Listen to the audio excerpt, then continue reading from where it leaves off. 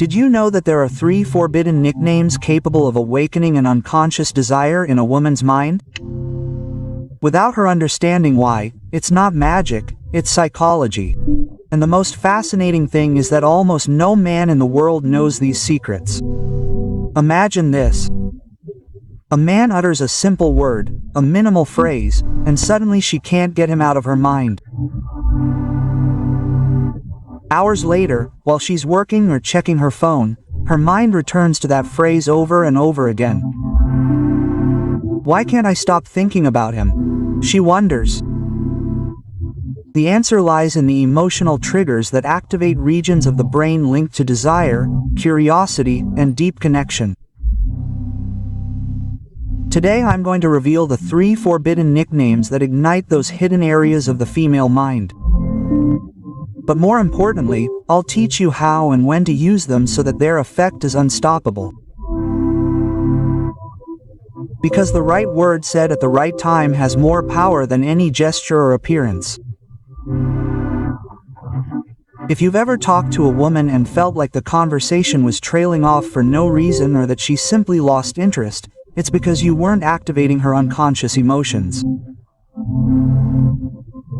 Don't worry, by the end of this video you'll know exactly what to say so she can't forget you. And believe me, the 3rd nickname is the most powerful of all. When you use it with the right intonation, her mind will associate it with you, even when you're not there. Before we begin, I invite you to subscribe to this channel, Invisible Power, where we explore the hidden forces that drive desire, power, and the human mind. Remember, change begins when you take action. Boom, period. Let's get started. The secret hidden in every word. How to use them to leave an indelible mark. Words are condensed energy. It's not just about communicating, it's about activating dormant emotions. Each word can become a psychological trigger capable of linking pleasure with presence and desire with memory.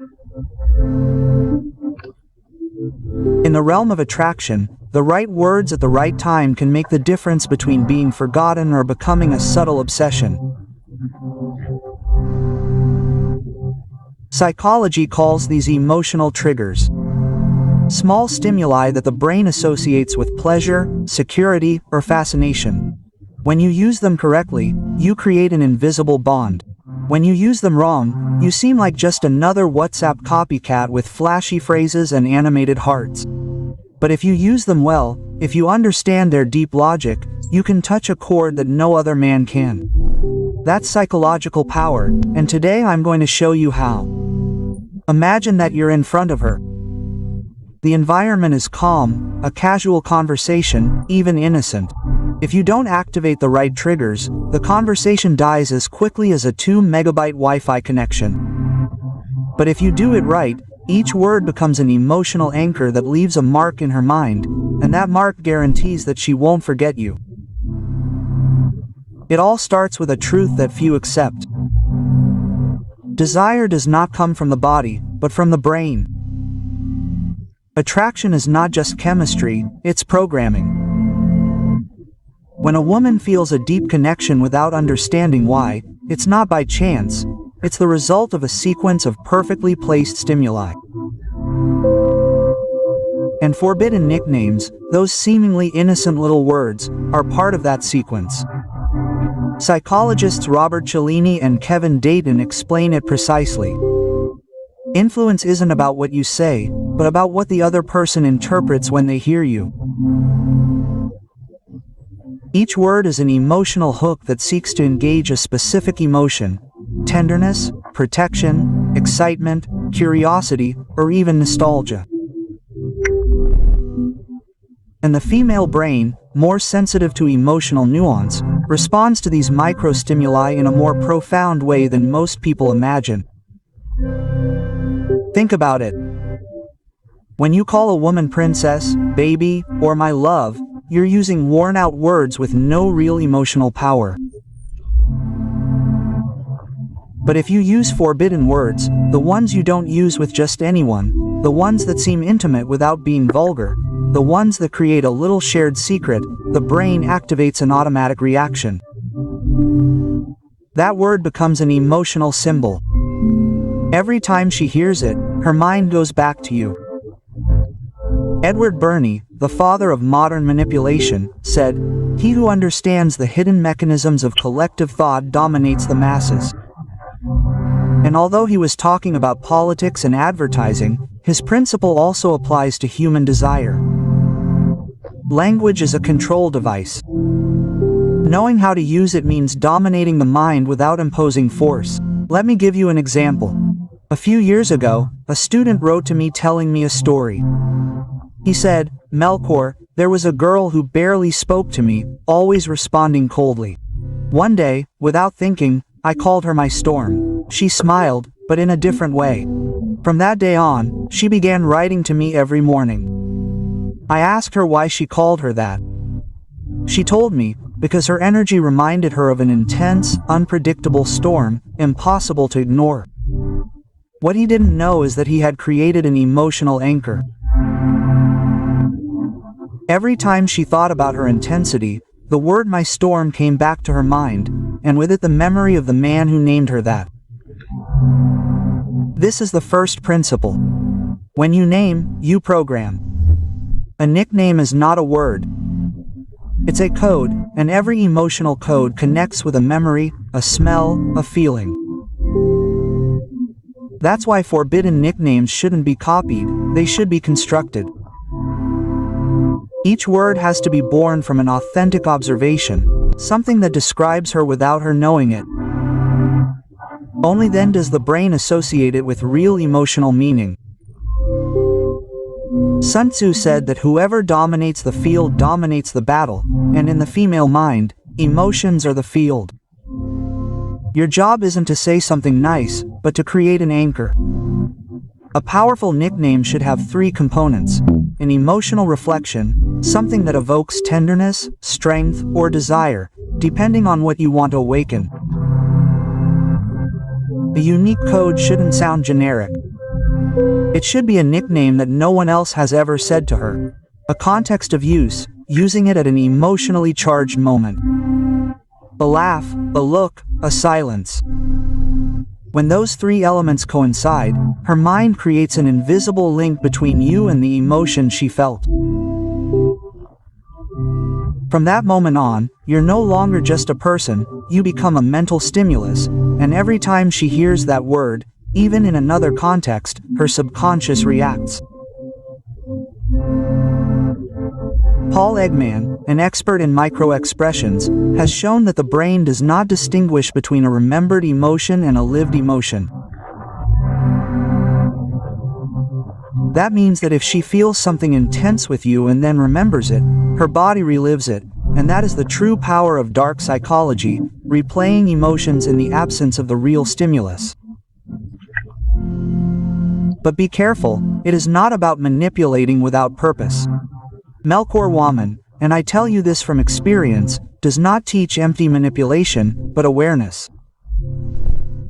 Using these triggers is learning to communicate with the unconscious. And if you do it with genuine intention, you can transform relationships, not destroy them. Now, let's analyze how the three nicknames work in psychological terms. The first nickname appeals to the protective instinct, activating the archetype of emotional bonding, of care.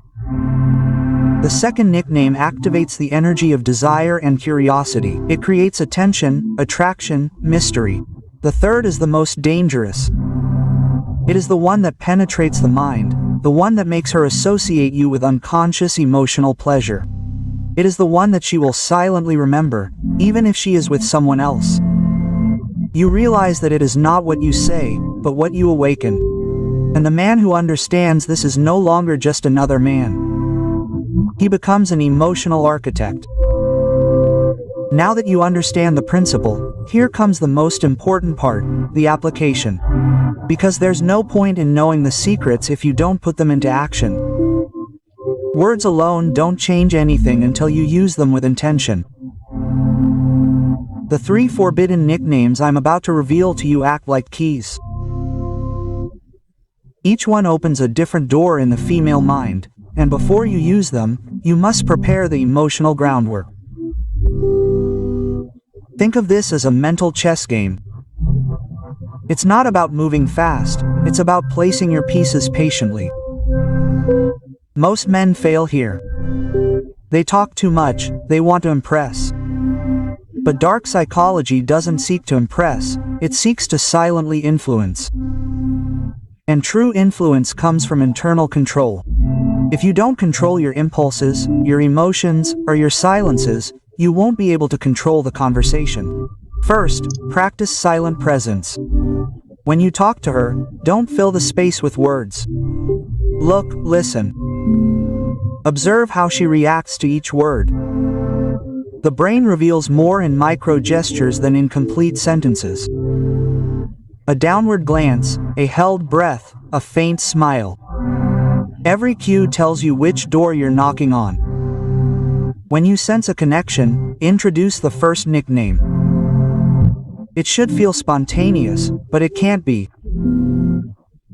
For example, if she's intense, passionate, unpredictable, you might say something like, "You're my favorite chaos." Pause. Don't explain.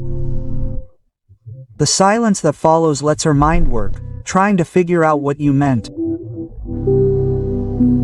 That moment of interpretation is the beginning of a bond. Remember this. The human brain hates gaps in meaning. When you throw out a word loaded with ambiguity, her mind fills in the blanks with emotion. That's subtle manipulation. That's psychological power. The second nickname is triggered by curiosity and play.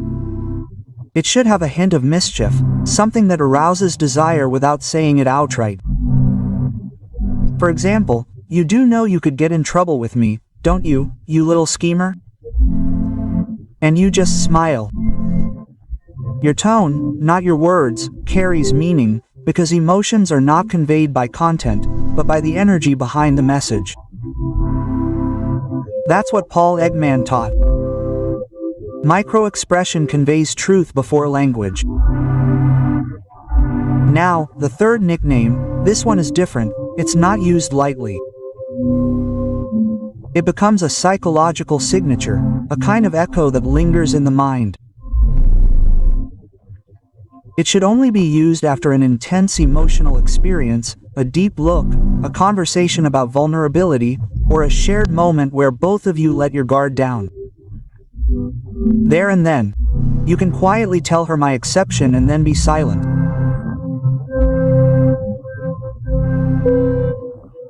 Silence will do the rest because the female mind understands the weight of that word. Exception implies rarity, value, difference, and in that moment, without knowing it, you position yourself as unique. Her unconscious grasps that sense of exclusivity and the bond is cemented. Remember, emotions are anchors. If you elicit an intense emotion, her brain will record it along with your image and your voice.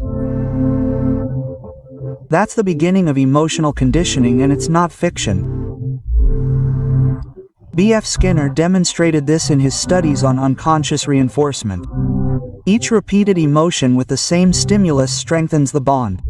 If every time you speak you generate curiosity, tenderness, or mystery, your mind will turn you into the source of those emotions. That's why you must train yourself. It's not enough to repeat phrases. You have to feel the internal control, that silent power that comes from your self-confidence. Do this exercise every morning. Take a deep breath. Think of the version of yourself that doesn't need to prove anything. Speak little. Look calmly. Feel that silence also communicates. That makes you magnetic. And if you've made it this far, I want to give you a break. If this knowledge is opening your eyes, subscribe to Invisible Power. Here we're not talking about empty phrases, but about understanding how the human mind works. You'll learn to influence without manipulating, to attract without begging, and to leave a mark without begging for attention. Because true power is not in words, but in the energy with which you pronounce them. Now let's go back. Each nickname is a tool, but the most important thing is not the word, but the moment. If you use it too soon, it loses its effect. If you use it with intention, it leaves its mark. The key is to observe. And when you see that micro-reaction, that changing breathing, that tiny smile, you'll know the message has gotten through. Stop there. Don't chase the attention. Be silent. Let her mind work in your favor, because when silence carries weight, desire grows. That's applied dark psychology. That's invisible power. By now you know, words aren't just sounds, they're mental codes. Each syllable has the power to awaken or put to sleep emotions, and whoever learns to use them consciously stops being a victim of attraction and becomes its architect. But be careful, the line between influence and manipulation is as thin as a breath. That's why what differentiates a manipulator from an emotional strategist is intention. The former seeks to control, the latter seeks to understand, and when you understand, you stop playing with fire and become the fire itself. Robert Greene said, "Power is not given, it is taken, but those who do not know how to use it end up being its slaves." That is the essence of psychology, dark. It's not about dominating the other person, but about understanding the invisible forces that dominate you. When you master your own ego, your need, your anxiety to please, that's when you truly become magnetic. Because the mystery isn't in the words you say, but in the calm with which you choose to say them. Think about this. We all want to be remembered, but only a few understand that emotional memory is more powerful than any promise. You don't remember the exact words of the person who made you fall in love. You remember how they made you feel, and that's the art that few master. You don't need to be the most handsome or the most fun. You just need to understand the invisible buttons that most ignore. Because while others seek attention, you'll be creating connection. While others ask for love, you'll be generating attraction. While others talk without direction, you'll be planting ideas that will bloom in silence. And when that woman, days later, hears a word that reminds her of you, that word you planted with intention, she'll feel a small pulse in her chest. You won't know why, but you will, because you will have left an invisible but indelible emotional mark. That is true dark psychology. Not imposing, but activating, not seducing, but awakening, not begging for love, but understanding desire. Now I want you to ask yourself something silently. Who is really in control? The one who provokes the emotion or the one who cannot stop feeling it? If you can understand this, you will have crossed the line between the common man and the conscious man, and there is no turning back from that path. Remember, the mind is a labyrinth and only those who walk in the darkness with their eyes open can emerge with power. The rest keep stumbling.